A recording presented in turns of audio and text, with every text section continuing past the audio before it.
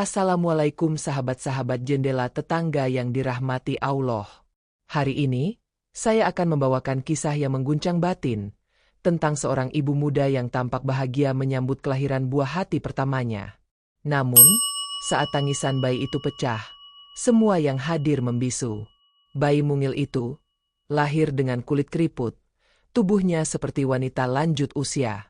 Tak ada yang menyangka, ternyata di balik wajah tua itu, tersembunyi dosa besar yang disimpan sang ibu selama kehamilannya.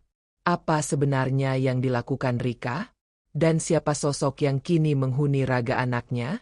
Namun sebelumnya, bagi yang beragama Islam saya sarankan untuk menuliskan sholawat Nabi Muhammad agar kelak sholawat ini menjadi saksi untuk mendapat syafaat di akhirat. Like dan subscribe ke channel ini sangat membantu menyebarkan dakwah Islam dan menjadi amal jariah. Pagi itu, di sebuah desa bernama Cikawung yang terletak di lereng pegunungan Garut, suara tangisan bayi terdengar dari rumah bidan tua bernama Bu Saroh. Udara masih dingin dan embun belum mengering saat seorang perempuan muda bernama Rika menjerit di ranjang persalinan. Suaminya, Dani, berdiri gemetar di depan pintu, menanti kabar gembira tentang kelahiran anak pertamanya. Namun kabar yang datang justru membuat waktu seolah berhenti. Bu Saroh keluar dengan wajah pucat. Tangannya memeluk sesuatu, namun tubuhnya bergetar. Dengan suara serak ia berkata, "Alhamdulillah bayinya hidup, tapi kalian harus lihat sendiri." Dani berlari masuk. Namun begitu matanya menatap tubuh mungil di gendongan bidan, kakinya seketika lemas. Tubuh bayi itu kecil, tapi kulitnya keriput. Matanya sayu, dan seluruh wajahnya seperti nenek berusia 80 tahun. Urat-urat menonjol, warna kulit kecoklatan kusam, dan telapak tangannya seperti tangan tua yang telah bekerja seumur hidup. Tangisan bayi itu pelan, lebih mirip erangan orang tua. Dani mundur selangkah. Ia menatap Rika yang masih terbaring lemah. "Apa ini, anak kita?" Rika pun belum menyadari sepenuhnya. Saat bidan mendekat dan menaruh bayi di dada Rika, ia langsung memekik pelan. Matanya menatap tak percaya, tubuhnya gemetar, dan air mata jatuh begitu saja. "Kenapa? Kenapa anakku seperti ini?" Bu Saroh menunduk. Ia sudah menjadi bidan selama lebih dari 30 tahun, tapi baru kali ini melihat bayi seperti itu. Ia menyebutnya kondisi medis langka, mungkin genetik, mungkin efek kehamilan. Tapi semua itu tidak menenangkan Rika maupun Dani. Kabar itu menyebar dengan cepat ke seluruh desa. Di warung, di sawah, hingga ke pengajian ibu-ibu, semua membicarakan hal yang sama. Bayi Rika lahir dengan tubuh seperti nenek. Ada yang bilang itu kutukan. Ada yang bilang itu akibat dosa besar sang ibu. Ada pula yang percaya bahwa bayi itu bukan bayi biasa. Malam hari, rumah Dani dan Rika seperti dikepung rasa takut. Bayi mereka tak henti-henti menangis. Dan setiap kali menangis, listrik padam selama beberapa detik. Dani mencoba mengabaikan, mengira itu hanya kebetulan. Tapi kejadian itu terus berulang. Dan yang membuat bulu kuduk berdiri, suara tangis bayinya seperti, bukan suara bayi. Tangis itu panjang, bergetar, dan sesekali terdengar seperti menggerutu. Seolah ada makhluk tua yang merintih dari dalam tubuh mungil itu. Tengah malam, Dani terbangun. Ia melihat Rika duduk sendiri di ruang tamu, memangku bayi mereka yang terbungkus selimut. "Aku takut, Mas," bisik Rika tanpa menatap. "Aku juga, Rik. Tapi ini anak kita." "Tidak," jawab Rika. Aku rasa ini bukan anak kita." Dani menatap istrinya lama. Ada sesuatu di mata Rika yang belum pernah ia lihat sebelumnya. Sebuah ketakutan yang bukan berasal dari dunia ini. Di balik jendela rumah mereka, seseorang mengintip. Sosok tua berjubah abu-abu, berdiri tak bergerak. Wajahnya tak terlihat, tapi rambutnya panjang dan putih. Lalu ia menghilang seperti asap. Dan sejak malam itu, Dani mulai mencium bau anyir setiap kali mendekati anaknya. Bukan bau bayi, tapi bau seperti kain kafan basah, yang lama tak terkubur. 3 hari setelah kelahiran bayi mereka, rumah Rika tak pernah benar-benar tenang. Tangisan sang bayi kadang tiba-tiba berhenti, lalu terdengar suara berat seperti gumaman tua dari balik selimut. Dani yang awalnya mencoba berpikir logis mulai merasa ada yang janggal. Ia pernah menimang bayinya di sore hari, tapi merasa kulit bayi itu dingin seperti batu dan keras. Bukan seperti kulit bayi pada umumnya. Rika semakin murung. Ia jarang bicara, pandangannya kosong. Bahkan saat ibunya datang menjenguk, Rika hanya menjawab dengan anggukan atau senyum samar. Ia lebih sering memeluk bayinya sambil menatap keluar jendela. Tak jarang, Dani melihat istrinya berbicara sendiri tengah malam dengan nada seperti minta maaf kepada seseorang yang tak terlihat. Pada malam keempat, Dani menemukan kotak kecil di dalam lemari Rika. Kotak itu berisi surat-surat yang belum pernah ia lihat sebelumnya. Salah satu surat masih tertutup rapat dengan segel merah. Di baliknya, tertulis tangan, untuk yang bersedia menanggung akibatnya. Dani membuka surat itu perlahan. Isinya adalah tulisan tangan Rika sendiri. Namun isi kalimatnya membuat tengkuknya dingin. Maafkan aku yang telah mencoreng kehormatan keluarga. Aku telah melakukan hal terburuk yang bisa dilakukan perempuan. Aku hamil sebelum menikah. Dan bukan dari Dani, tapi dari seseorang yang sudah memiliki istri. Dan istrinya meninggal seminggu setelah tahu hubungan kami. Aku mencoba lari, aku mencoba menutupnya. Tapi rasa bersalah itu hidup dalam darahku. Dan kini, mungkin Allah menagih harga dari perbuatanku. Dani tak bisa berkata-kata. Tiba-tiba semua kejadian ganjil yang mereka alami mulai terasa masuk akal. Bayi dengan kulit nenek, tangisan misterius, gangguan listrik, bau anyir. Dani memanggil Rika ke ruang tamu. Ia menaruh surat itu di meja. Rika menunduk sebelum Dani berkata apa-apa. Aku tahu, lirih Rika. Kamu sudah baca semuanya, kan? Dani tidak menjawab. Ia hanya menatap istrinya dengan mata penuh luka. Tapi lebih dari marah, yang ia rasakan adalah ketakutan dan rasa tidak siap menghadapi kenyataan. Rika menahan air mata. Aku tidak bisa bohong lagi. Aku pikir aku bisa membangun hidup baru bersamamu, menebus semuanya dengan diam.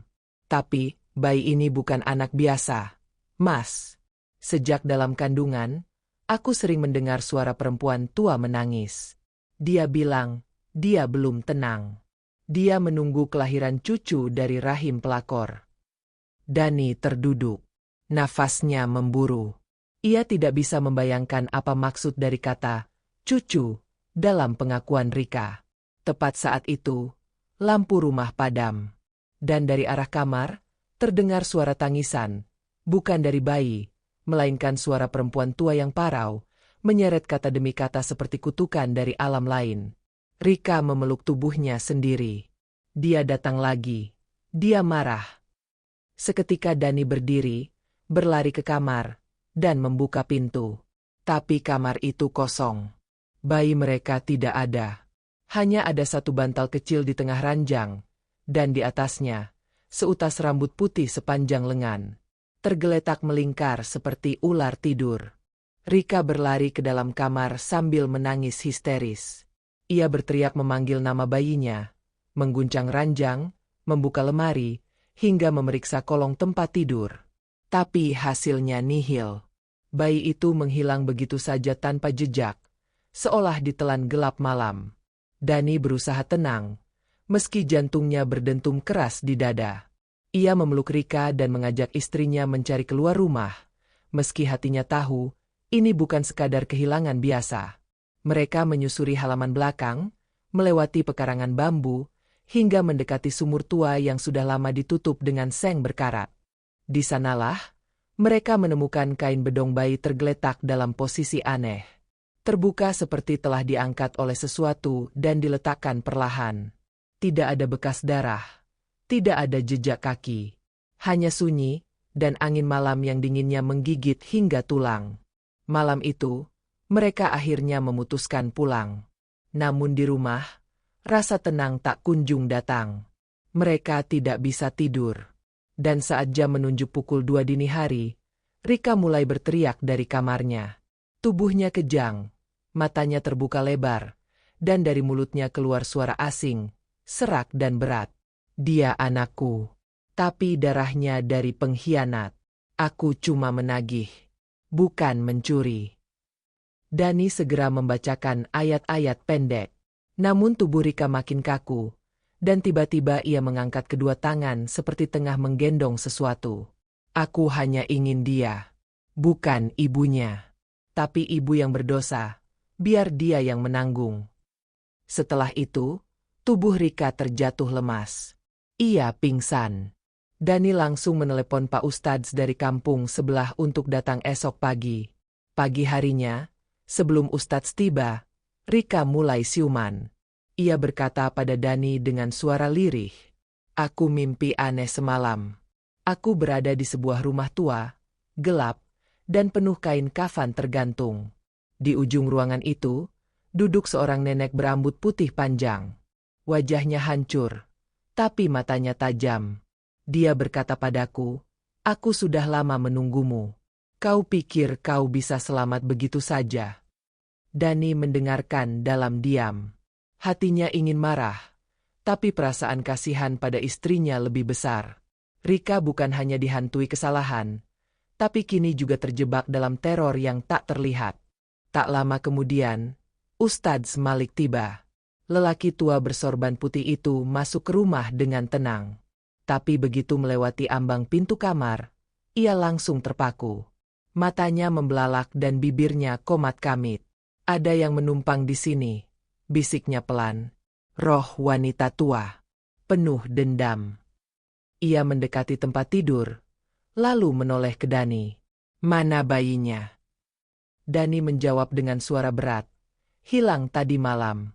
Kami tak tahu kemana." Ustadz Malik mengangguk pelan. Lalu ia menggelar sajadah kecil, duduk, dan mulai membaca zikir dengan suara dalam. Tapi belum sampai 10 menit, angin dingin menerobos masuk dari jendela yang tertutup. Seluruh lampu rumah mati. Lilin yang dinyalakan pun padam sendiri. Lalu terdengar suara kecil. Suara bayi. Tapi bukan dari kamar. Dari dalam lemari kayu tua di pojok ruangan. Ustadz Malik membuka pintu lemari perlahan. Dan di dalamnya, terbungkus kain putih basah. Bayi itu berbaring, dengan mata terbuka lebar. Namun mata itu bukan milik bayi. Tatapannya tua, kosong, dan penuh kemarahan. "Astagfirullah," bisik Ustadz Malik. "Ini bukan sekadar gangguan. Ini penagihan darah." Ustadz Malik memegang bayi itu dengan sangat hati-hati, seolah tahu bahwa yang sedang ia angkat bukan hanya jasad seorang anak. Bibirnya terus melantunkan ayat-ayat pelindung. Tapi saat jari-jari tua sang ustadz menyentuh dahi si bayi, tubuhnya mendadak tersentak. Matanya menatap jauh, lalu meneteskan air mata. Dani segera menolong, menopang bahu sang ustadz yang tampak lemas. "Ada apa, Pak Ustadz?" tanyanya panik. Dengan suara gemetar, Ustadz Malik berkata, "Bayimu menyimpan jejak dosa yang belum diselesaikan. Ada roh yang menumpang di tubuhnya. Roh seorang perempuan yang wafat karena patah hati dan mati dalam keadaan murka, karena rumah tangganya dihancurkan oleh perempuan lain." Rika yang mendengar itu langsung terduduk. Matanya menatap ke arah lantai tanpa ekspresi. Air matanya menetes, tapi wajahnya tetap membatu. "Itu istri dari laki-laki yang pernah aku cintai diam-diam. Aku hancurkan rumah tangganya," ucapnya lirih. Dani menoleh, terkejut. Siapa orang itu? Rika. Butuh waktu bagi Rika untuk mengucapkannya. Tapi akhirnya, ia mengaku bahwa selama 2 bulan sebelum pernikahan, ia berada di kota lain, tinggal dengan seorang pria bernama Gilang, atasan kantornya saat itu. Gilang sudah menikah, tapi terlibat perselingkuhan dengan Rika. Istrinya sakit-sakitan, dan ketika tahu perselingkuhan itu, sang istri bunuh diri dengan meminum racun. Hanya seminggu setelah itu, Gilang juga menghilang, dan kabarnya tewas dalam kecelakaan. Rika kembali ke desa, dalam keadaan hamil. Aku ingin menebus semuanya dengan diam. Aku pikir kalau aku hidup tenang, Allah akan ampuni dosaku secara perlahan, kata Rika di sela isak tangisnya. Ustadz Malik menggeleng. Rika, bukan begitu caranya. Dosa yang melibatkan nyawa tidak bisa ditutup hanya dengan diam. Apalagi jika yang wafat membawa dendam. Ruhnya tidak tenang dan dia menuntut balas, bukan hanya padamu, tapi pada darah keturunanmu. Tiba-tiba, bayi itu menatap langsung ke arah ibunya. Tatapannya kosong, tapi wajahnya seperti berubah. Keriputnya semakin dalam, kulitnya menggelap seperti kertas terbakar, dan dari bibir mungilnya keluar suara rendah yang mengerikan. Kenapa kau biarkan aku hidup? Kalau akhirnya kutukanku juga akan menyakitimu. Semua yang ada di ruangan itu membeku. Rika menjerit, tubuhnya gemetar hebat. Sementara Dani segera mengangkat bayi itu dari pelukan Ustadz Malik dan membungkusnya dengan kain tebal. Namun bahkan setelah ditutup, suara bayi itu masih terdengar, terus menggumamkan kalimat-kalimat penuh amarah. Ustadz Malik lalu berkata dengan suara pelan, "Jika kau ingin anak ini bebas dari roh dendam, kau harus menemui makam perempuan yang kau sakiti. Datangi, minta maaf padanya. Bersihkan kuburnya. Bacakan permohonan ampun. Jika tidak, roh itu akan terus hidup, dan mungkin menuntut lebih dari sekadar tubuh seorang bayi." Dani mengangguk. Ia tahu ini bukan pilihan. Ini satu-satunya jalan. Rika memandang suaminya dengan wajah putus asa. "Aku takut, Mas. Aku takut dia akan ambil anak kita." Namun Dani hanya menggenggam tangan istrinya, menatapnya tajam, dan berkata, "Aku akan temani. Apapun yang terjadi, kita hadapi bersama. Tapi kau harus siap menebusnya." Malam itu, sebelum fajar menyingsing, Dani dan Rika bersiap pergi ke kota. Mereka mencari tahu di mana istri Gilang dimakamkan. Karena hanya dengan menghadapi masa lalu, mereka bisa menyelamatkan masa depan anak mereka. Perjalanan menuju kota tempat makam istri Gilang berlangsung dalam keheningan. Dani mengemudi tanpa banyak bicara, sementara Rika memeluk bayinya erat di kursi belakang. Tubuh kecil itu tampak tertidur, tapi raut wajahnya seperti terus berubah. Kadang tampak damai, namun beberapa detik kemudian mengernyit seperti menahan amarah. Mereka tiba di sebuah kompleks pemakaman lama di pinggiran kota Bandung. Di sana, dengan bantuan penjaga makam, mereka menemukan nisan bernama Intan Rahmawati, istri Gilang yang meninggal 6 bulan lalu. Kuburannya dipenuhi lumut. Tak ada yang merawat. Rika berlutut, menangis terseduh di atas tanah makam. Ia mengeluarkan air bunga, mengelus batu nisan, lalu dengan suara lirih bergetar ia berkata, "Maafkan aku, Bu Intan. Aku hancurkan rumah tanggamu, aku rebut suamimu, dan aku membiarkanmu mati dalam sakit hati. Tapi kini aku juga hancur." Langit tiba-tiba mendung. Angin berembus pelan tapi tajam. Bayi dalam pelukannya mulai menangis. Namun bukan tangis biasa. Suaranya rendah, seperti geraman. Penjaga makam mundur perlahan. Bahkan Dani ikut merinding. Tiba-tiba, tanah di sekitar makam bergetar pelan. Ustadz Malik yang datang menyusul mereka dari desa, langsung membaca doa dan menuntun Rika memohon ampun. "Ya Allah, ampuni wanita ini, dan tenangkan ruh yang tersiksa ini. Jangan wariskan dendam kepada anak yang tak tahu apa-apa." Rika mencium nisan itu berkali-kali. Lalu bayi di pelukannya berhenti menangis. Tubuhnya menghangat. Warna kulitnya perlahan berubah menjadi merah muda alami. Dan untuk pertama kalinya, bayi itu tertidur dengan wajah seperti bayi normal. Namun kelegaan itu tak berlangsung lama. Sepulang dari makam, warga desa Cikawung gempar karena sebuah kejadian aneh menyebar cepat. 3 ayam jago milik tetangga Rika tiba-tiba mati bersamaan, dengan posisi tercekik. Seorang anak kecil pingsan di depan rumah Rika setelah mengaku melihat nenek berkepala bayi duduk di atap. Malam harinya, Dani menyalakan kamera CCTV kecil di sudut kamar untuk berjaga. Ia ingin tahu apakah semua itu hanya ilusi, Atau memang ada yang mengikuti mereka dari makam? Saat subuh, Dani memeriksa rekaman. Pada pukul 12:17, terlihat jelas sebuah bayangan memasuki kamar lewat ventilasi. Bayangan itu perlahan membentuk sosok perempuan tua berpakaian putih kusam, rambut panjang menutupi wajah. Ia berdiri di samping ranjang bayi. Lalu, dengan gerakan lambat dan pasti, ia menyentuh dahi bayi mereka. Dan saat itulah, rekaman menjadi kabur. Gambar bergetar. Namun sebelum layar menjadi hitam total, satu frame terakhir menampilkan wajah bayi itu tersenyum. Namun dengan gigi lengkap seperti orang dewasa. Dani menutup laptopnya dengan napas terengah. Ia sadar, penebusan belum selesai.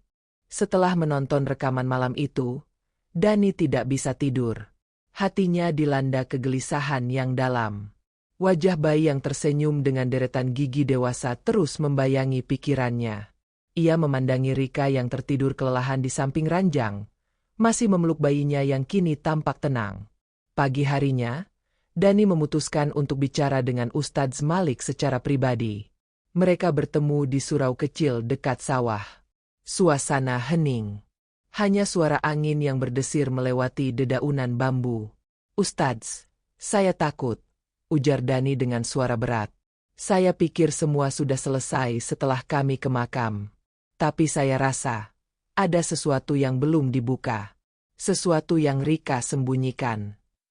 Ustadz Malik memejamkan mata, menarik napas panjang. Penebusan tak akan sempurna jika dosa belum benar-benar diakui. Kadang bukan hanya permintaan maaf kepada arwah yang dibutuhkan, tapi kejujuran kepada sesama manusia yang disakiti. Dani mengangguk, meski hatinya semakin berat. Malam itu, ia duduk di ruang tamu bersama Rika. Di hadapan mereka, ada lilin menyala, dan suasana rumah terasa dingin meski tidak hujan. "Aku mau tahu semua, Rick. Dari awal." Tanpa ada yang ditutupi, pinta Dani tegas. Rika menggigit bibirnya. Lama ia menunduk. Lalu perlahan, ia bicara. "Gilang bukan hanya atasan kantorku. Dia kakak kandung dari sahabatku sendiri. Kami sering bertemu, awalnya hanya curhat, lalu jadi dekat.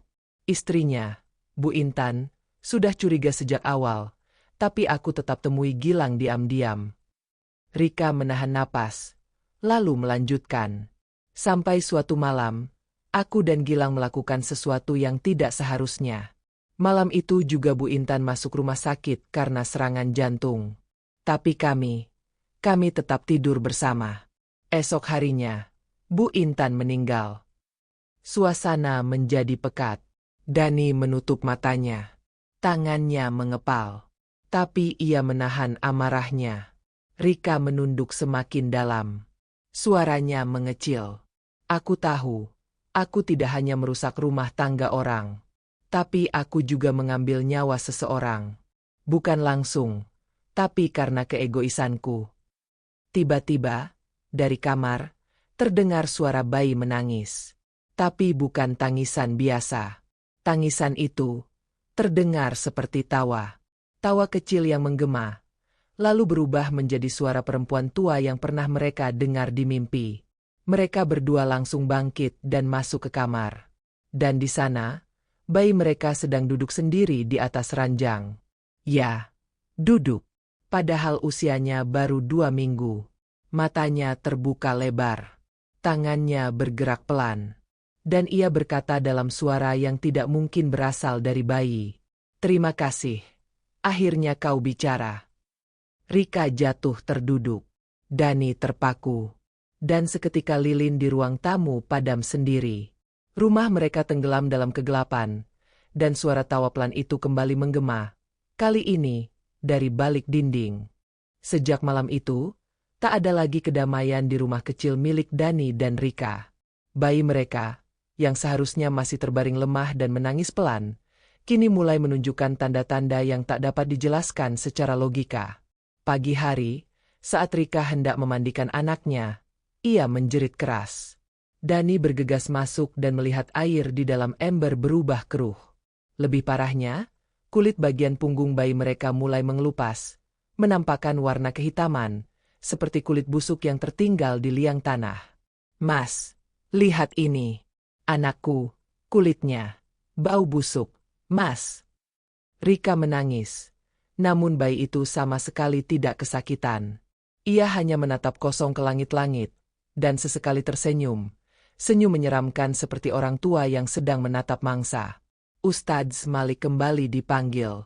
Tapi kali ini, ia datang dengan 3 orang santri dan membawa kitab tua bersampul kulit. Ia langsung meminta Dani dan Rika mengosongkan rumah dari barang elektronik dan hewan peliharaan. Proses pembersihan akan dimulai malam itu juga. Namun sebelum malam tiba, satu persatu warga desa mulai mengalami kejadian aneh. Seorang perempuan tua tetangga depan rumah Dani ditemukan pingsan dengan bibir membiru. Ia mengaku melihat sosok bayi dengan wajah perempuan tua duduk di samping tempat tidurnya semalaman, memeluk boneka dan menyanyikan lagu Nina Bobo. Di ujung kampung, seorang petani kehilangan akal setelah mendengar tangisan bayi dari dalam sumur. Warga mulai resah dan mendatangi rumah Dani. Beberapa dari mereka memaksa agar bayi itu dibawa pergi, dibuang atau dikubur di luar desa. Tapi Ustadz Malik berdiri tegak di depan pagar rumah, menenangkan mereka. "Ini bukan anak setan. Ini adalah anak manusia, yang tubuhnya sedang ditunggangi oleh dendam. Jika kalian usir dengan amarah, yang datang bukan ketenangan, tapi azab." Saat malam turun, Ustadz Malik memulai ruqyah di ruang tengah. Bayi diletakkan dalam buayan, dikelilingi oleh lilin dan air doa. Santri-santri melantunkan ayat suci. Dani dan Rika duduk berpegangan tangan, tubuh mereka gemetar. Awalnya, ruangan tenang. Namun 5 menit setelah ayat-ayat dibacakan, angin kencang masuk dari jendela yang tertutup. Api lilin bergetar hebat, lalu padam satu persatu. Suara bayi yang semula tenang mulai berubah menjadi tawa parau, seperti suara nenek-nenek yang sedang mengejek. Bayi itu duduk sendiri, dan perlahan, tubuhnya mengeluarkan cairan berwarna hitam dari pori-pori. Cairan itu menetes ke lantai, membentuk simbol aneh, mirip angka tapi terbalik. Santri yang duduk paling dekat langsung muntah darah dan pingsan. Rika berteriak, "Tolong anakku, Ustadz, jangan biarkan dia mati." Tapi Ustadz Malik menoleh dan berkata, "Yang ada di dalamnya bukan lagi ruh murni. Ini sudah menjadi wadah. Jika tidak segera dibersihkan, tubuhnya akan hancur dari dalam." Tiba-tiba, dari luar rumah, terdengar dentingan gamelan. Ya, suara gamelan. Tapi di tengah malam, Dani mengintip keluar. Jalanan desa kosong.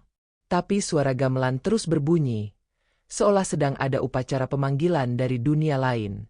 Dan saat Dani kembali ke dalam, ia melihat bayinya kini berdiri di ranjang, matanya menatapnya tajam, lalu berkata dengan suara bukan miliknya, "Jika ibumu tidak mengembalikan darahku, aku akan ambil semua darah keturunannya." Malam itu berubah menjadi neraka sunyi yang penuh teror. Suara gamelan makin kencang, namun tidak berasal dari arah tertentu. Seolah menggema dari dalam tanah, dari atap, bahkan dari dinding rumah. Udara menjadi sangat dingin, hingga napas keluar dalam bentuk uap. Rika memeluk tubuh bayinya yang kini membusuk perlahan. Bau anyir dan amis menyebar ke seluruh ruangan, membuat para santri menutup hidung sambil terus melantunkan doa.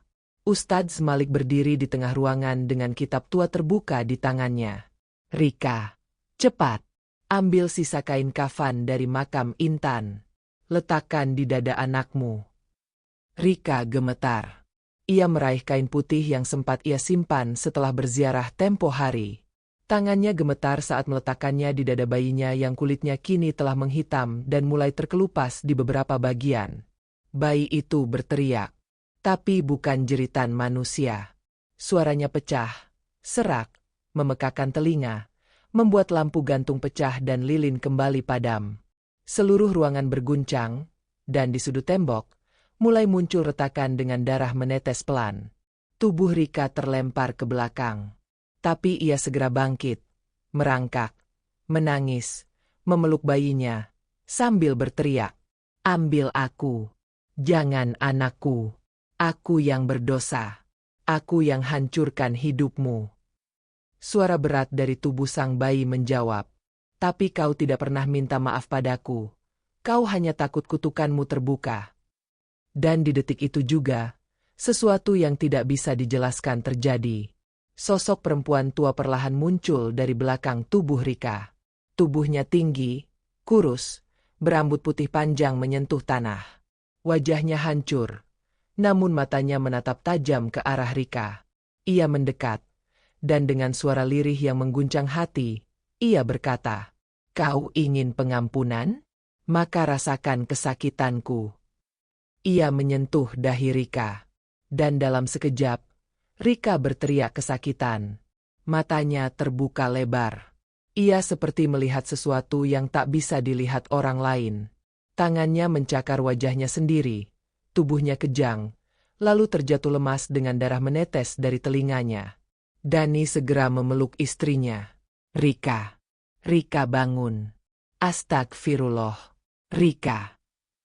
Ustadz Malik maju, meletakkan tangan di dada Rika, membacakan doa kuat dengan suara lantang. Santri-santri ikut memperkuat bacaan. Ruangan terasa bergetar hebat. Sosok nenek itu menjerit, tubuhnya retak, dan akhirnya menghilang seperti debu tertiup angin.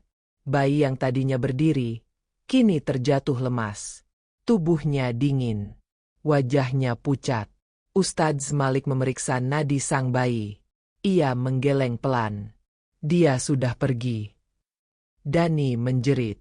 Rika menangis dalam diam, memeluk tubuh kecil anaknya yang kini tampak tenang, tanpa keriput, seperti bayi normal, tapi tanpa nyawa. Beberapa minggu kemudian, makam baru berdiri di samping rumah. Hanya batu nisan sederhana dengan nama Aisyah binti Dani. Tidak banyak yang datang melayat. Hanya beberapa tetangga yang percaya apa yang terjadi adalah ujian, bukan kutukan. Rika memilih berhenti bicara setelah kejadian itu. Ia hanya menulis di sebuah buku harian setiap hari, dan sesekali menatap nisan anaknya dari jendela. Dani masih sering bermimpi buruk. Tapi setiap kali terbangun, ia hanya mendapati suara angin dan bisikan kecil dari arah luar rumah. "Aku sudah tenang. Tapi kalian, jangan pernah ulangi lagi." Sahabat jendela tetangga yang dirahmati Allah. Setiap perbuatan manusia, sekecil apapun, akan kembali padanya. Kisah ini bukan sekadar horor, tapi cermin bagi jiwa-jiwa yang menyembunyikan dosa, berharap waktu bisa menghapus luka tanpa pertobatan yang sungguh-sungguh. Dalam Al-Quran, Allah telah mengingatkan dalam surah Ali Imran ayat 135. Dan orang-orang yang apabila mengerjakan perbuatan keji atau menganiaya diri sendiri, mereka segera mengingat Allah lalu memohon ampun terhadap dosa-dosa mereka, dan siapa lagi yang dapat mengampuni dosa selain dari Allah? Rika menunda kejujurannya. Ia membiarkan luka yang ia buat tumbuh jadi kutukan. Dan ketika waktu habis, yang tersisa hanya penyesalan. Mari kita belajar. Jika pernah menyakiti, minta maaflah. Jika pernah mengkhianati, bertobatlah. Jangan tunggu sampai yang menagih bukan lagi manusia, tapi ruh yang tak tenang. Tulis sholawat untuk Nabi Muhammad di kolom komentar, agar kelak menjadi saksi di akhirat. Like dan subscribe channel Jendela Tetangga agar kisah-kisah penuh hikmah ini terus menyebar dan menjadi amal jariah bersama. Sampai jumpa di cerita selanjutnya. Wassalamualaikum warahmatullahi wabarakatuh.